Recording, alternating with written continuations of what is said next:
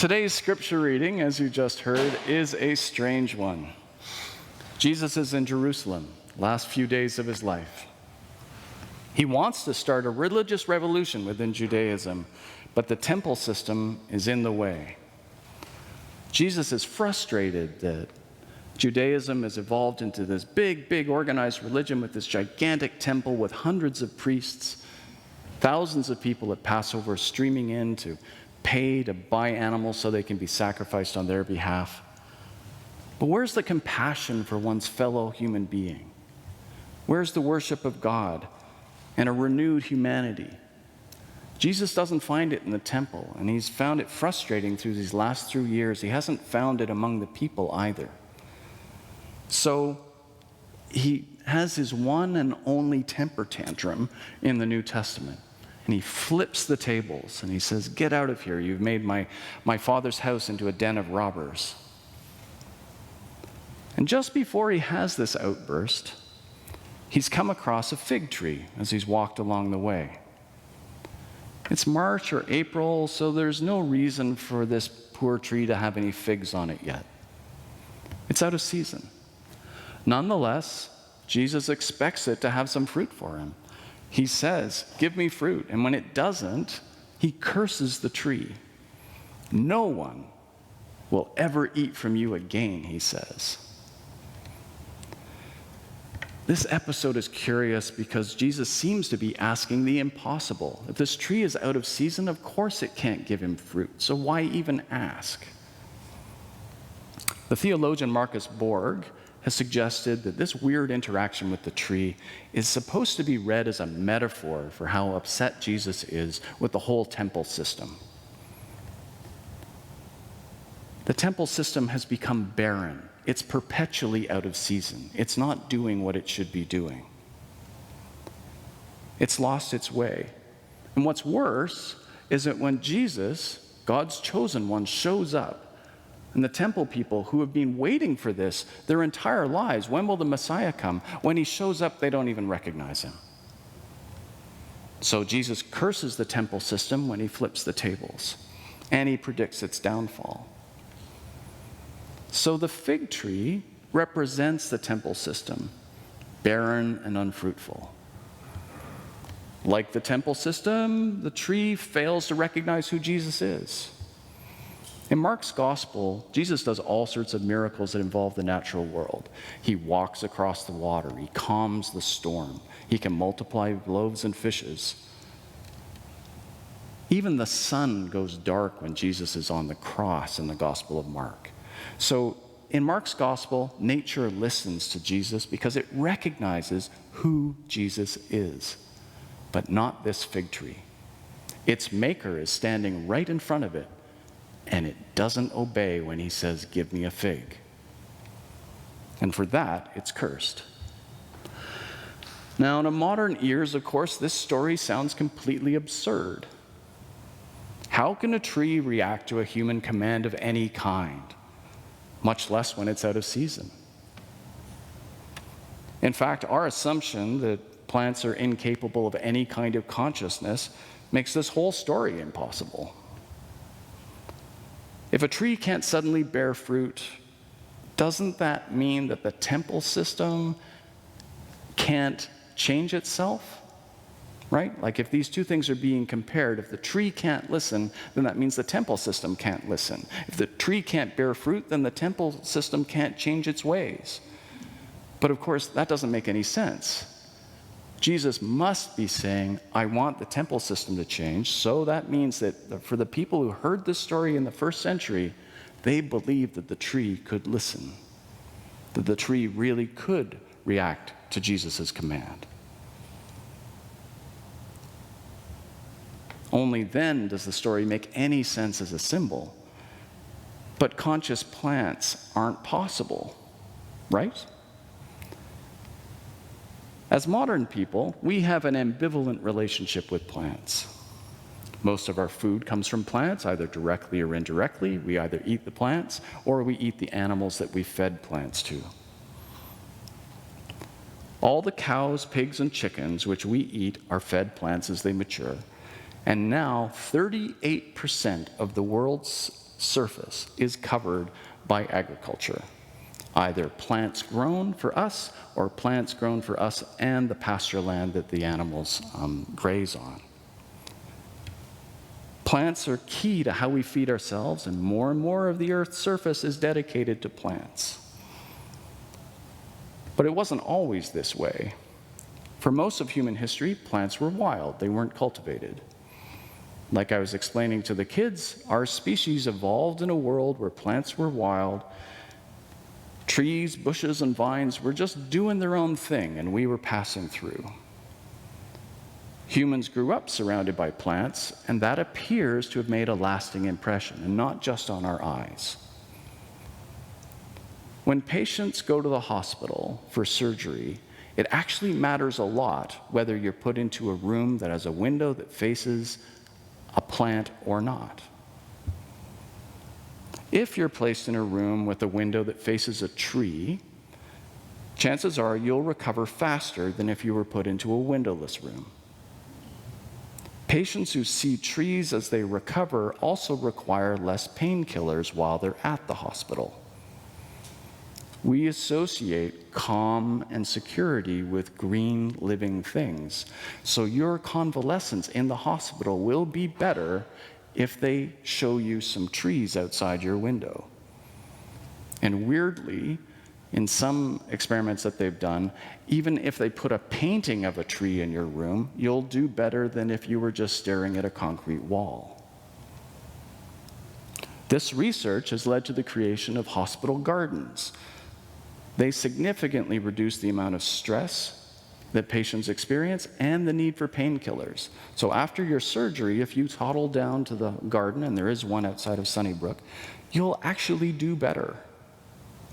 And they found that when they've looked at who actually uses the gardens, it turns out it's about 50-50 patients and staff. Staff feel better when they get to go to the gardens too. Now, I know this may sound a little woo-woo, so let me give you a more concrete example. This is a picture of Toronto seen from a satellite. You can clearly see where the green spots are and where the neighborhoods are that have mostly concrete, right? The blue line represents Yonge Street, and you can see Mount Pleasant Cemetery in there above Yonge Street. I've put the icon of our church up at the sort of top right-hand corner there in the middle. High Park is the big green blob at the bottom. And you can see basically that the green in Toronto proper follows the rivers and the ravines. That's where the green is for the most part. And now, we have a lot of trees. We have 11.5 million trees, which is impressive since there aren't 11.5 million people here. About 1/3 of the city is covered by tree canopy. Now, let's add a map of average household income in the city.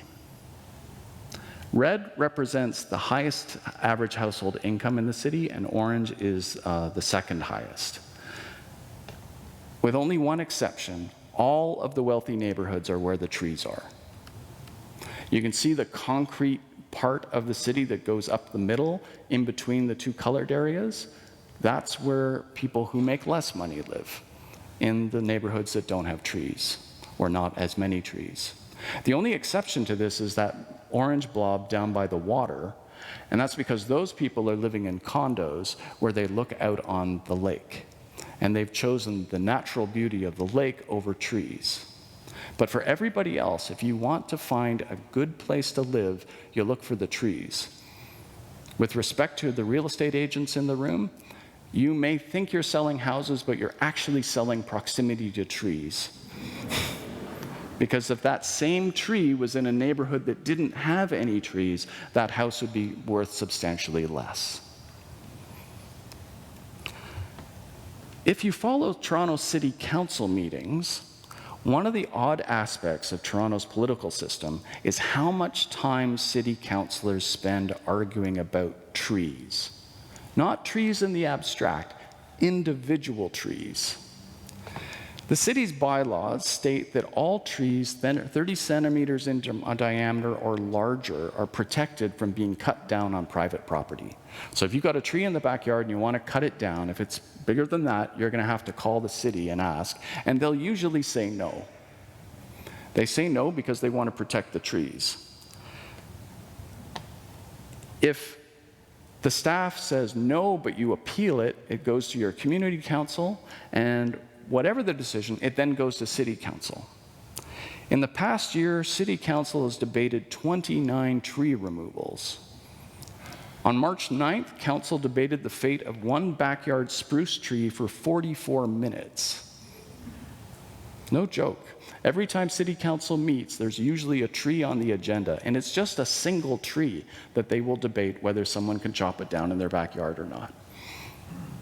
Now, I think reasonable people can debate whether this is an effective way for city council to spend its time, but it does speak to the importance of trees. We have an emotional attachment to trees, which climbs all the way up through our system.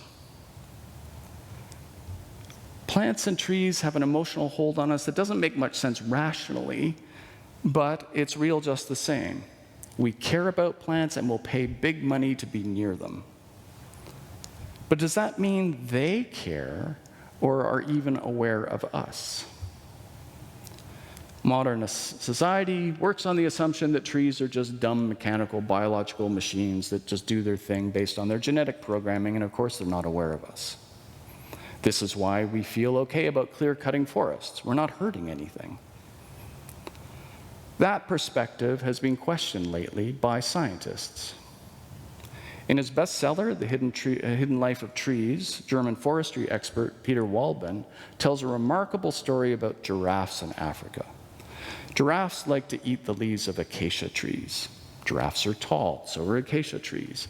And apparently what happens is a giraffe will come up to a stand of acacia trees. It'll start nibbling on the leaves of the first tree.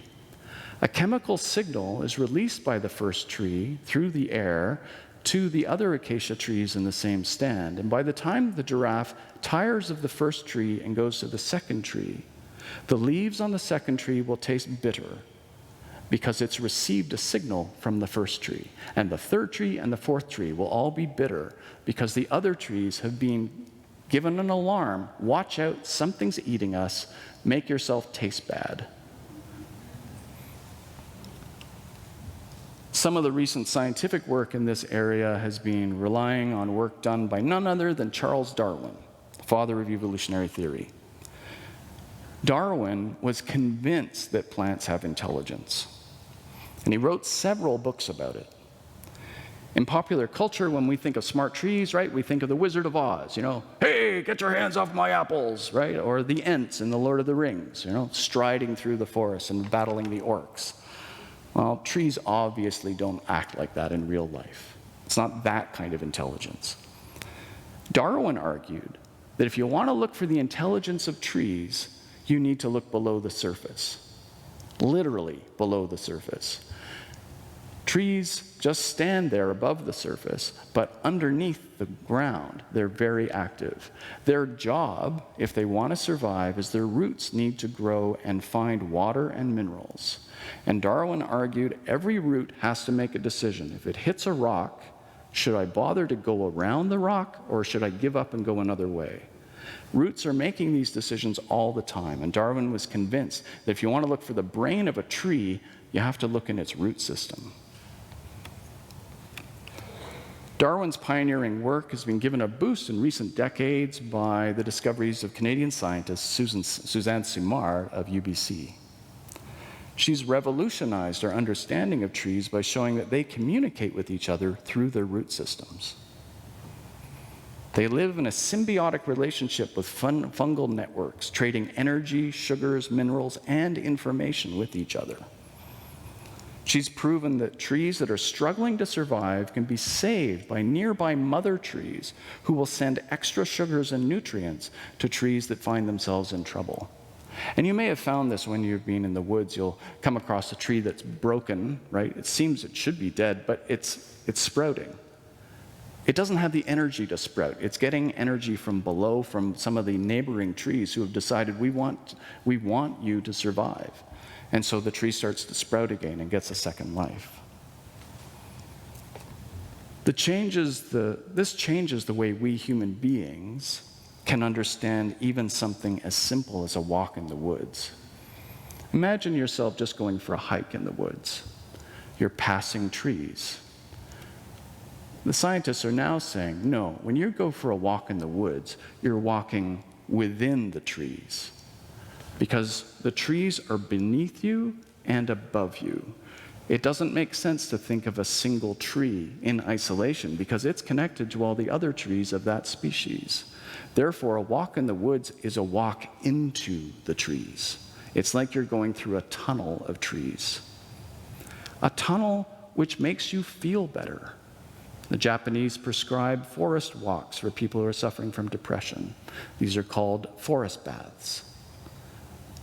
What the patient experiences in the hospital room, you can experience when you're in good health just going for a walk. We don't need to get sentimental about this. We really are walking inside beings who are aware of their own existence and make decisions about their existence. And if you doubt this, if you doubt that we have a relationship to trees, just think about how you would react if you read a headline tomorrow that a logging company had been given the license to cut down all the trees in Mount Pleasant Cemetery. We'd be up in arms. City council would be flooded with complaints. People would show up en masse to the meetings to say, no way, you can't do that. Because we know in our gut that all those trees are valuable. They're valuable to themselves and to us.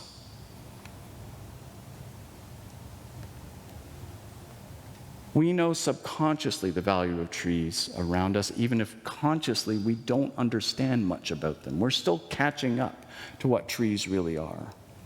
But that deep knowledge, that kind of gut knowledge that we have, matters. We shouldn't ignore it. When the Gospel of Mark wants to make a point about the corruption of the temple system, it does it with this story of Jesus cursing the tree. That story worked for his readers because back then they believed that trees were kind of conscious. And that's an idea we're just starting to catch up to. That fig tree was believed to have enough awareness to know when its cosmic maker was standing right in front of it. It could have grown a fig for him. The power of life was standing right in front of it, but it chose not to, and for that reason it was cursed.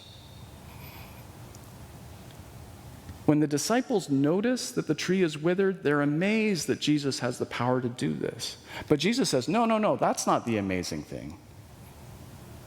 He says that if you have a truly selfless faith, you can do much greater acts than this. With true faith, you could throw a mountain into the sea, he says. Our faith's creation story starts with a story about humanity getting in trouble because of its relationship with a tree, right? Don't eat from that tree of good and knowledge, and Adam and Eve did. So our entire story begins with our relationship with trees. Read ecologically, okay, not literally, but read ecologically. That original creation story tells us that we can live in God's garden, but not every tree is ours to use and control. Right from the beginning, there is a sustainability framework in that story. You can tend to all of this, but leave those two trees alone. Leave the tree of good knowledge alone, and leave the tree of immortality alone. Human existence in nature was meant to include limits on how much we could alter nature.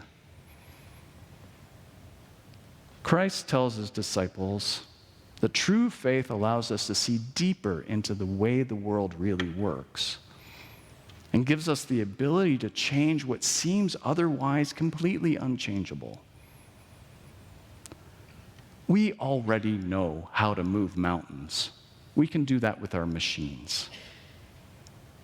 Now it's the time to cultivate a change of mind where our latent love of plants comes up above the surface, to restore forests, create green in even the poorest neighborhoods in cities like ours and others, and let the plants clean the air because they're good at that.